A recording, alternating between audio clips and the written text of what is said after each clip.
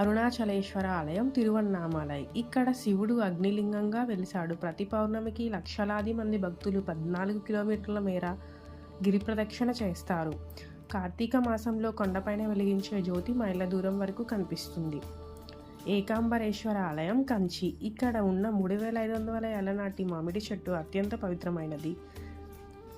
ఈ చెట్టుకు ఉన్న 4 కొమ్మలు 4 వేదాలకు ప్రతీక అని, ఒక్కో కొమ్మ నుండి ఒక్కో కొమ్మ రుచిగల మామిడి పండ్లు కాస్తాయని ప్రతీతి. నెలయప్పర్ ఆలయం తిరునెల్వేలి.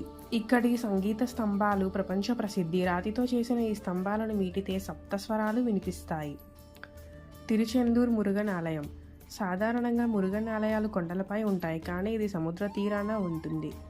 2004 సునామీ సమయంలో సముద్రం గ్రామాన్ని ముంచెత్తిన ఈ ఆలయ ప్రాంగణంలోకి మాత్రం నీరు రాలేదని భక్తులు నమ్ముతారు. షోర్ టెంపుల్ మహాబలిపురం. ఇది సముద్రపు అలల తాకిడిని తట్టుకునేలా నిర్మించిన అత్యంత పురాతన రాతి కట్టడం. ఇక్కడి శిలలపై చెక్కిన శిల్పాలు పల్లవుల కళావైభవాన్ని చాటి చెబుతాయి.